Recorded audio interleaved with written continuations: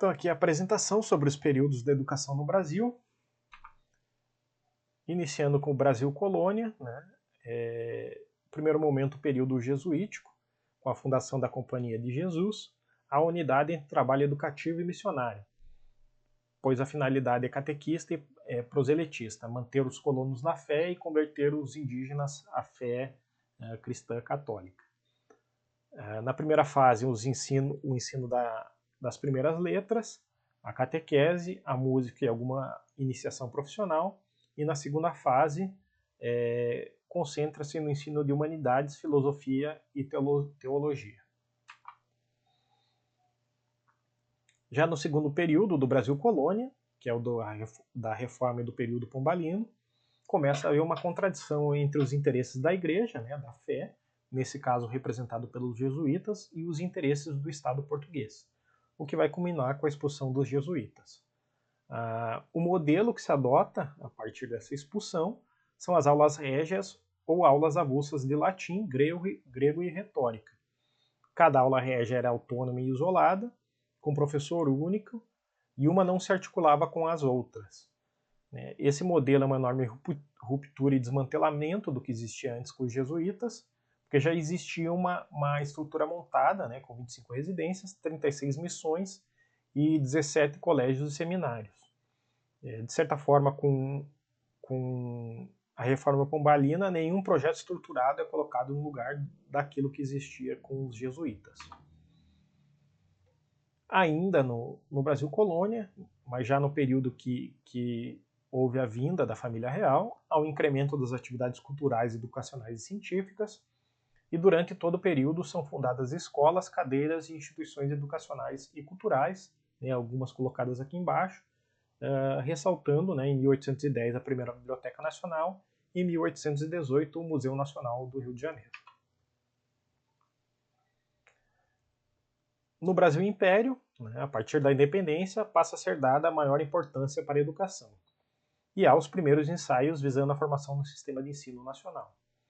A Constituição de 1824 prevê que a instrução primária é gratuita para todos os cidadãos. Ela prevê a criação de colégios e universidades, e em 1826, 4 graus de instrução: as pedagogias, que seriam as escolas primárias, os liceus, ginásios e academias. Nos anos seguintes, vai haver uma série de medidas que dispõem sobre a criação e manutenção de espaços educacionais. E uma crítica que é feita tanto ao período do Brasil Império quanto do Brasil Colônia é que a educação era fundada na dualidade educacional de uma escola propedêutica para a elite e uma escola de primeiras letras para as classes populares. Na República Velha, você passa a ter uma série de modificações, a gente vai ver aqui uma série de anos com modificações, né? Uma série de reformas, né? Isso acontece porque a política educacional adotada no país foi resultado dos embates das forças que haviam no cenário social e educacional.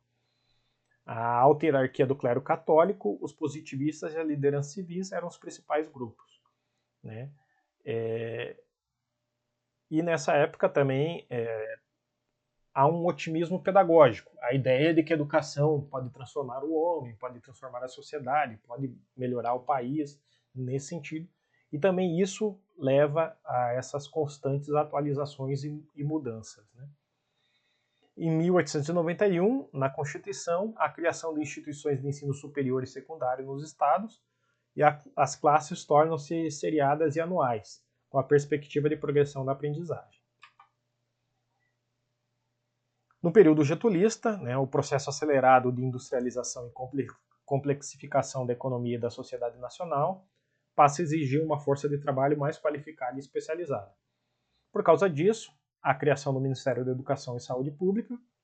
Em 1932, a reforma Francisco Campos faz uma atualização no sistema de ensino. O curso fundamental, que é uma formação geral, passa a ter 5 anos, e um curso complementar, que é a formação propedêutica, 2 anos. Em 1934, a Constituição prevê que a educação como direito de todos, devendo ser ministrada pela família e pelos poderes públicos. E também estabelece os montantes mínimos de recursos a serem aplicados pelos entes federativos. Em 1937, com a Constituição do Estado Novo, se reforça o caráter cívico e patriótico da educação, ao mesmo tempo que se concede alguns privilégios ao ensino particular. Com a reforma de 42, do Gustavo Capanema, se reforça o currículo atrelado ao nacionalismo e se faz algumas mudanças educacionais, com o curso secundário sendo organizado em 2 níveis, ginasial de 4 anos e colegial de 3.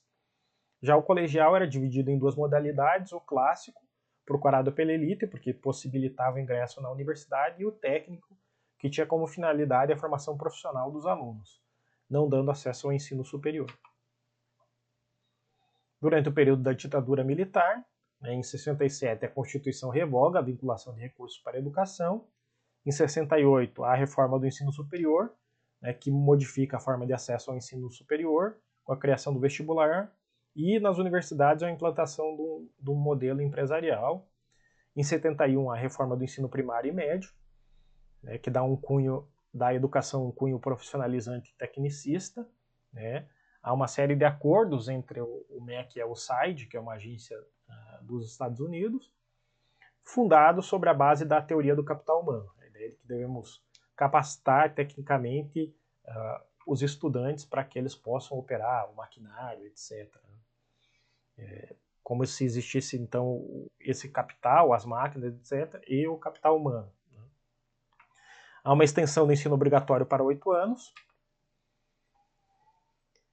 E no período da redemocratização, como fruto das reivindicações, lutas e das mudanças que se operam na sociedade, a Constituição tem um capítulo que trata da educação. No artigo 205, a educação aparece como direito de todos e dever do Estado e da família, será promovida e incentivada com a colaboração da sociedade, visando ao pleno desenvolvimento da pessoa, seu preparo para o exercício da cidadania e sua qualificação para o trabalho, sendo um direito público subjetivo. Então ela tem que ser oferecida. Se um jovem está lá em algum lugar de difícil acesso, o Estado tem a obrigação de oferecer essa educação básica para o estudante. E a LDB de 96 define o que é essa educação básica, que seria educação infantil, ensino fundamental e ensino médio. Também em 96 os parâmetros curriculares nacionais, que levam em conta as diversidades regionais, culturais e políticas do país, e, ao mesmo tempo, constrói referências nacionais comuns para o processo educativo. E aí depois a gente vai ter a série de planos nacionais de educação, e uma série de mudanças na educação até o momento atual. Entre essas mudanças, há a ampliação do ensino fundamental para 9 anos, a ampliação da obrigatoriedade e gratuidade da educação infantil ao ensino médio, e a criação do Fundeb, que é o fundo que garante uma série de recursos para o sistema de educação nacional. Então essa é a apresentação. Aqui as referências que foram usadas para a apresentação. Eu agradeço aí todo mundo que está assistindo, um abraço e a gente se vê no curso.